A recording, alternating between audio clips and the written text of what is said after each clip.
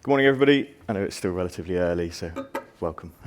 Glad you made it for this session. So, yeah, like Rolf said, we're going to talk to you a little bit about how GSK has adopted predictive maintenance and how that predictive maintenance strategy has been deployed, where we've seen benefits, where we've seen issues. Rolf highlighted some of the issues in red text. I'm going to talk you through some of those, and use some use cases as well on some of the sites. So, firstly, just do a little bit about me. We talk about what is machine learning, what is machine learning in the pharmaceutical world, how does this help reliability on plant, the current limitations of it. Again, similar to what Rolf said around the red text, there's a lot of limitations as you try and deploy digital strategy. Some of the benefits that we've seen. What do the trends look like? How does this look like in practice? So I'll show you some snippets of actual agents that we've got. They're called agents. We use them. I'll go through that in a little bit. Put it into practice, and then we'll go through some closing thoughts and obviously some questions as well for the last sort of 5 minutes. So, obviously, my name's Matt Gibb. Welcome. I work at the GSC Ware manufacturing site at the minute. So it's got a pilot R&D site as well as an upscaled full manufacturing site. Held various roles across the business, multiple sites. Started off in Worthing, moved into the central engineering team, and again, that was around this deployment of machine learning.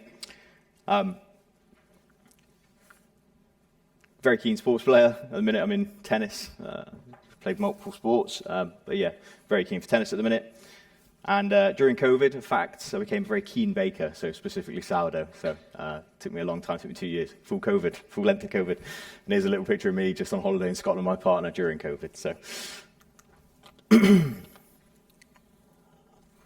So machine learning, what is it? How do we use it on a manufacturing site? So obviously we're moving into the metadata age, we're using into big data, but we're not really using it, we haven't used it. I know plants that have had bearing temperature sensors on them for 20 years. However, we never did anything with that data. We had to do online monitoring, as in person, going out, checking plant. What we aim to do is use these algorithms of historical data to predict new output values. So that's used on past history, past knowledge, past data. We get a better idea at understanding asset performance and health. So we're actively monitoring the health of the asset rather than the current maintenance regimes, which are typically replace when broken or replace on routine cycles. This helps us make better data-driven decisions, so we're not just replacing and wasting money. So again, the advancement of machine learning, has just been accelerated through this IIoT and through this metadata period. It's so massive. And we're not appropriately using it yet. We're getting there, but we're not adequately using it yet. So again, how does this help the reliability? How does this help us with our reliability strategy? It is a very small part of the puzzle. It's a very big puzzle, reliability of equipment. So machine learning is, again, just a very small part of that puzzle. So again, it helps drive decisions. It's never been more important, working on plant and now sort of more off plant holistically. It's never been more important to use data to drive decision making. It helps move our time-based maintenance intervals. So we're doing a 6-monthly maintenance scheme. It helps moving that to a condition-based and therefore listening to the health of our plant. It is important to note that this currently does only work with equipment or assets that have a known failure curve, so a very predictable failure curve with known wear-out conditions. So things like bearings, things like seals, HEPA filters, etc. These are all very predictable. Things like PLCs, which will just randomly fail, we can't do anything with that really. There's no signs of early failure for this. So it is quite a small, specific set of conditions that we can operate in for machine learning using this tool specifically. But it is a good tool to have within our sort of back pockets. You can see there's just a little snippet of some of the failure patterns and distributions. So you can see wear in, wear out over time, and then steadily declining in terms of failure. So again, these are the typical sort of, I mean, this would be an ideal curve that you would like to train on. This is, if everything failed like this, you'd be able to predict it very well. Unfortunately, that's not the case.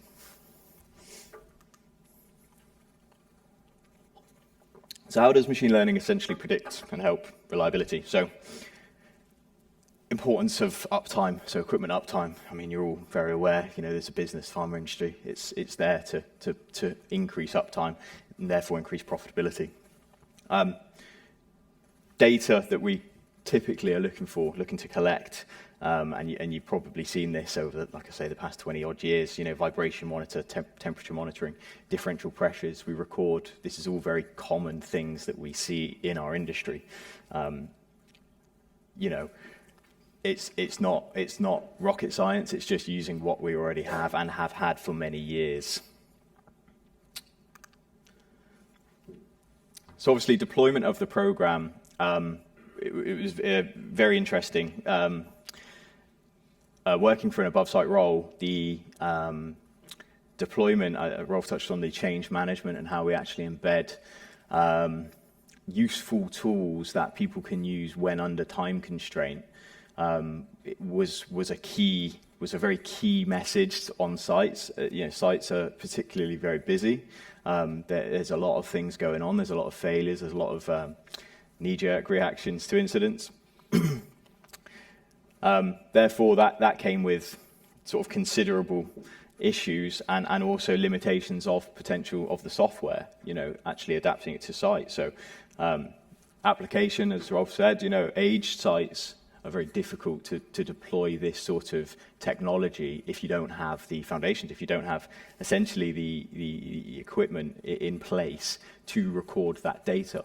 You know, pharmaceuticals are a highly regulated environment. We are very focused, highly focused on the manufacturing qualities of the product, which obviously is very important for the patient. But that doesn't mean we look at reliability all the time. We've not necessarily kept an eye on that. And what that means is that aged sites or aging sites that we haven't necessarily invested in struggle because they don't have the infrastructure for this software, for this data manipulation. The actual network based data collection can be of poor quality for machine learning standards. And what I mean by that is sometimes you would have an asset with a known failure that you'd want to target. It could be a high-value failure. This could be due to batch implications. This could be due to just the length of downtime, the amount of work required to get plant up and running. However, sometimes the data doesn't tell you that. Sometimes it tells you a really pretty picture that everything's fine, and we all know that it's not. So it could be just of poor quality and noisy, you know. The OT network and resonate with some of you. The OT network and validated IT programs do sometimes slow down tech adoption. So we have a lot of firewalls, we have a lot of stuff that we have to try and deal with to make sure we can get into our primary systems and onto plant. And that does, especially for online monitoring. So in this instance, we talk about online and offline monitoring. You know, obviously we want predictive maintenance to be as up to date as maintenance to be as up to date as possible. And for that, we need to be on the equipment now, not 2 weeks ago or 3 weeks ago, because we've missed 3 weeks where we could have intervened. So that does slow us down. You know, regulatory requirements, IT/OT security systems do naturally slow us down. And again, new assets. So we go and say, well, we've got aging equipment, let's go and put in this lovely new piece of equipment and let's, you know, sensor up to the hills and make it all singing, all dancing. We still require information. We still require that base information on what that failure looks like. That's the key. That's the signature is what we're learning from. And what we have sometimes is that we just haven't seen a failure. You know, our maintenance regimes have been so robust over the past 50 years because they are a time-based replacement. It means that we've essentially not seen a failure because of that. So then you have an issue with, do you let your plant fail to get that signature to then predict in years to come? Do we potentially risk, lots of downtime, you know. So it's a catch-22, you know, it really is. And equally, you know, investments now in pharma, not slowing down, but really, we're how many new plants are we building? Really, you know, we're typically, it's not as fast-paced as oil and gas would be. You know, the profit's there, the cash is there, and in the pharma world, there's not necessarily the drive to you know, spend hundreds and hundreds of thousands of pounds on old equipment. It just doesn't return that. We do see some benefits, though. We have seen some benefits. You know, we went from pilot so we piloted it on 2 sites, and then ramped up to about 17 sites or so. And there were benefits. Each site is very different. Each site is like a micro-organization within an organization, which had significant complexities. There were sites that were open to adopting. There were sites that were very close to adopting. However, we did see benefits across the board. So we did reduce preventative, corrective, and reactive maintenance. So the 3 areas that we wanted to focus on reducing, and moved more towards this predictive state. There were some cost savings, you know, maybe not as many as you would have liked. Again, in one of the limitations I didn't mention on the previous slide was cost savings. The industry we work in we're very good at understanding the problem, mitigating the problem, and putting in, let's say, CAPA actions, corrective actions, to therefore stop that issue happening again. That comes with its downsides as well, because all of a sudden we take the value from that incident, and by doing certain maintenance regimes, we stop that issue happening again. Therefore, we can't associate a predictive maintenance. It's kind of like an insurance policy. We couldn't say that agent, that system is going to stop that incident happen again. We can speculate, but we can't say for sure, because it hasn't happened yet. It's like an insurance policy on your car. You know, it's only worth anything until it fails, until you have to use it. So it's a tricky one to sell. And obviously we get real-time asset health and performance. You know, typically we have that already on sites, on systems. We have critical parameters, process parameters, and they will be real-time. But this is looking a little bit deeper. This is looking at it from an engineering perspective. You know, how is our system functioning from an engineering perspective? You know, is it healthy? Is it unhealthy? You know, are we likely to see a failure?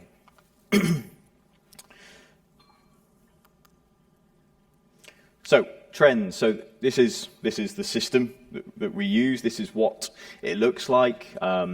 It's not the most exciting software, but it's very practical. So I think that's important. So you can see just at the top in the large black box, we've got the trend lines. So this is our system performance. This is real data, real-time data from the system that's telling us how different sensors are performing in over a time period. You can see we've got the blue line just underneath that. There's a blue line with a couple of red lines in between, and that's the state of the agent. So blue denoting that we are live, that we're actively monitoring, red being that we're in a fault state. So we're in a known fault state for some reason.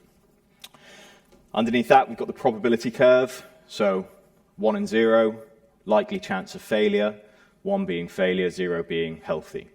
You can see that there's a lot of noise. It goes from green to amber to yellow, and then to solid amber. You know, closer to 1 could be at a 0.8 probability or 80% probability of failure based on a certain sensor condition.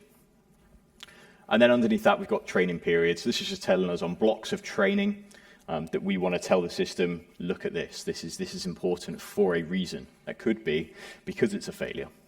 That could also be because it's good operation, normal operation.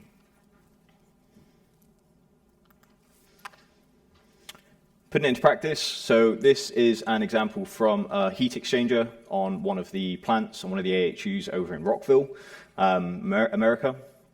What we found was, this is quite an interesting one because this was kind of an accidental catch. I must say that the system works best on data that's typically 24/7 or binary. This does come from oil and gas, and if they're not operating for 5 minutes, then it's a significant cost. So the data is better when it's stable, very strong, stable data. You'd like to see just, like I say, binary data. Now we have issues with that in itself. Pharmaceutical batch manufacturing. No two batches are necessarily the same. We don't have the ability to manufacture 2 perfect batches. Therefore, what's a failure and what's just some slight differences? So we moved over to our AHU systems, which are operating 24/7 typically. That gives us a much bigger data set to learn from. That gives us a much bigger data set to identify failures and also train good normal conditions. So this system itself, so we picked up this system in January 2021. We looked back, we used previous known data, and you can see everything to the left of the green line we didn't want to touch because it just looked wrong. There was something fundamentally wrong with this system. January 2021 comes around, they replace a valve on the heating cooling valve on the heat exchanger, and you can see then we start getting what looks more like normal operation. This agent itself, this system, doesn't actually have the atmospheric temperature on it. Some of the AHUs do have atmospheric temperature, and you would see a nice sine wave essentially through the seasons. And in this instance, you can see we trained for a very small period, 3 months, 2 months, and it noted that everything past that is in a fault state. So it was a very good example of where we could very quickly identify a failure, and then look back and see, well, what does that actually look like? And that was a good place to start, especially on AHUs. I also kind of have to note that the system, the actual system we use, the software we're using for this, it's very easy to apply this across the board, providing you've got similar sensors in similar locations, and the system typically works similarly. And if you've got those conditions, you can just deploy this across the network. So in Rockville, we had, 50 heat exchangers across 15 different AHUs, all over the shop. And they would just typically just pick up and place. And then we would have one agent that's monitoring every single heat exchanger, looking for this signature. You can see in the green, that's the signature it's looking for, and it's saying that's a good state, that's a healthy state. Everything outside of this state, tell us, because it could be a problem. In this instance, we knew that we had to change a valve on that system, and from there we told it that if you see this signature, if you see what this looks like, so these two, light beige and light beige is separate, so if you see this gap and they start going apart essentially, moving away from each other, tell us, because there could be another valve failure. So we would then go, have a look at the valve, and lo and behold, another system did have this. So not massive return on investment because, it wasn't causing any significant issues. AHU units typically manage themselves. They manage a set point really well. They'll just work a lot harder. You can see there's a lot of hard work going on for the system. What we did find was that there was a lot of energy wasted, 130-odd thousand pounds per year, just on energy wasted. So really, really important. We have got other, I haven't put them up just because of time. So the way we deployed this system, we did start on batch manufacturing equipment. There's a couple of bead mills with various pressure seals and stuff that we were looking at, as well as HEPA's differential pressures on HEPA inside processing equipment. And we did have success on a few of these. And that was fortune, I think, rather than us actively going in and saying we want to deploy on this system, we need X, Y, and Z sensors. We fortunately used systems that had the capability built into them already from purchase of equipment way back when. And we were fortunate and it worked. And we had some significant cost savings and significant misses for downtime. So all in all, I kind of battered through that a little bit. I think machine learning itself it's an inevitability. We need to move to it. We need to move to it for a variety of reasons. One of those being cost. Our cost of maintenance is just increasing and increasing and increasing. But also, we have regimes on sites that are becoming inaccessible or unsafe for individuals. Sometimes a lot of these AHU units are sitting on mezzanines, sitting in confined spaces, and they're tricky to get to. We need to be aware of our systems. This data is essentially free. It's in our back pocket. We're just not using it. It works best. So predictive strategy works best when it's combined with multiple tools. It's not a one tool does all. It's very much you need to have it in your back pocket to utilize on systems that will accept it and that there's a value from, whatever that value be it qualitative or quantitative.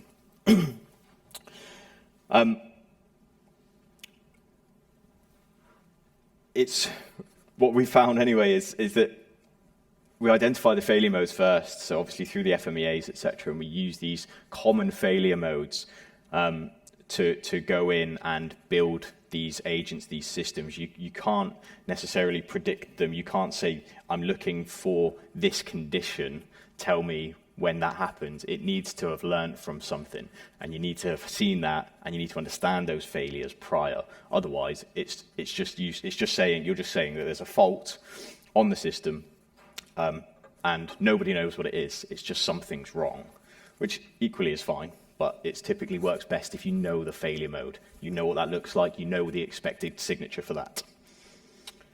And then finally, application on a mass scale, on a very simple system, is where we see maximum benefit. So 50 pumps will tell us more than one tablet machine because the simplicity of the system. A bearing failure is very easy to see, it's very predictable, similar to the bath curves. Anything that has variability or that has multiple pieces of equipment up to the failure that can fail just adds complexity, distorts the data, distorts the output, and therefore doesn't give us any value. All right, a little bit early, but thank you. Does anybody have any questions? Hello. Do you have any other applications? Oh, hold on, he's coming with a mic. He's coming with a microphone. So, Anthony from Sanofi. So, do you have other applications?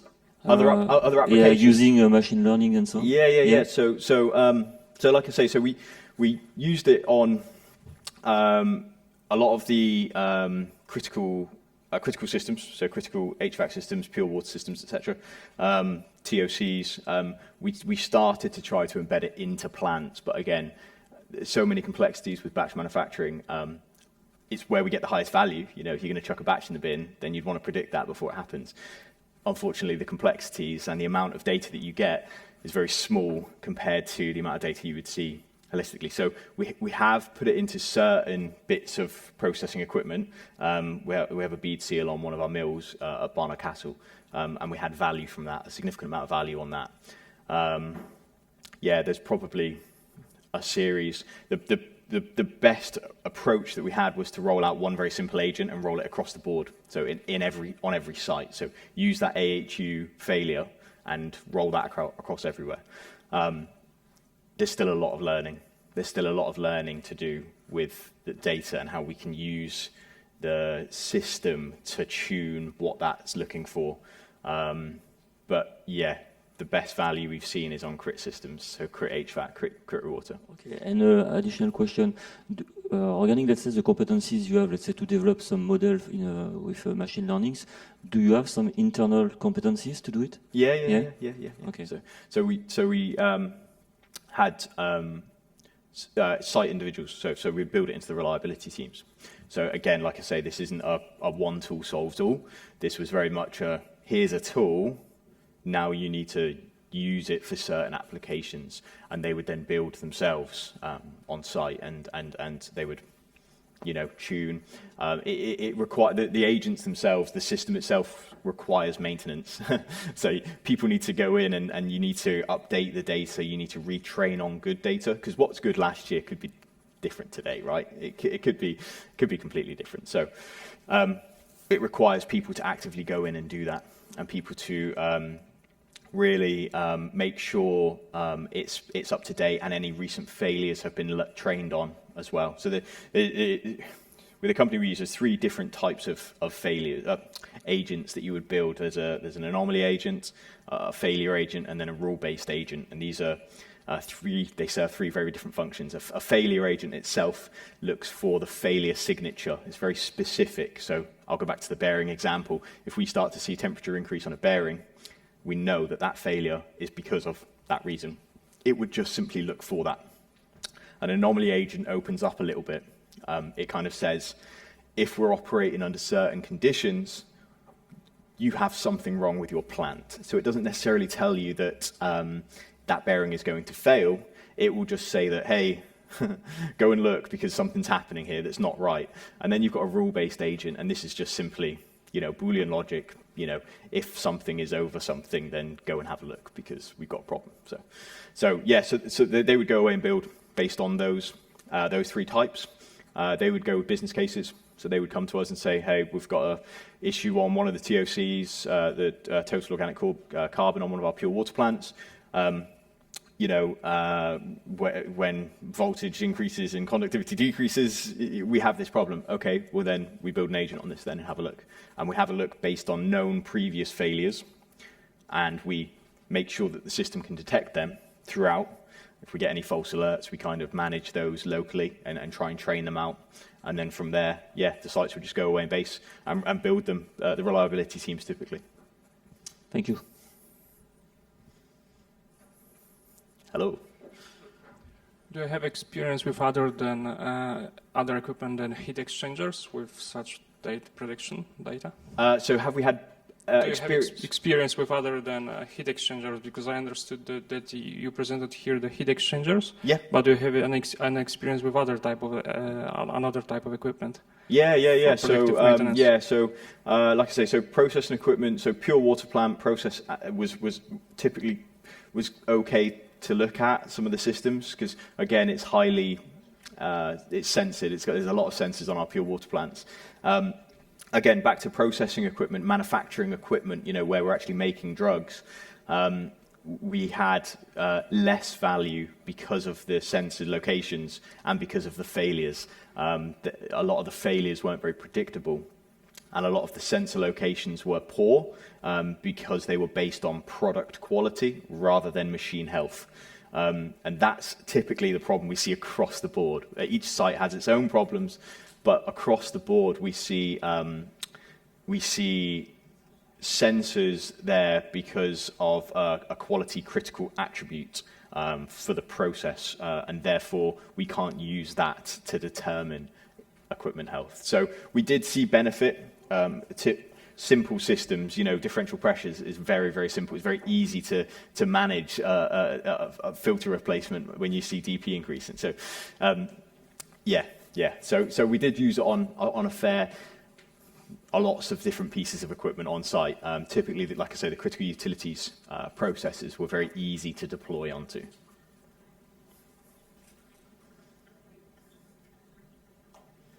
Okay. I have one question. Yes. Oh no. Oh no. There are also manufacturers that deliver software based on the state of the equipment, like you have valve diagnostics, you have instrument diagnostics. Are you using that in combination with your system, or you just purely use the? Yeah. So online, so part of the OT. So would that be a manufacturer in the OT? Well, if I look at the things we do, I don't want to make a commercial advertisement, but it's an industry standard as well, where your instruments are giving you information about their health or vibration monitoring on equipment, rotating equipment. Yeah. That also has prediction like these are the things that are happening with a motor, and your bearing of your motor is failing, rather than just looking at the temperature. Are you using that in combination with your system, or you're purely losing the... No. So we work in combination. So if we see something that looks like a failure of some sorts, we go to technical experts, technical library supplied, and then we look at what and why that's happening. Yeah, because you get that predictive maintenance based on state and predictive maintenance based on historical data. That's two different. Yeah. Yeah. Okay. No more question? One more question?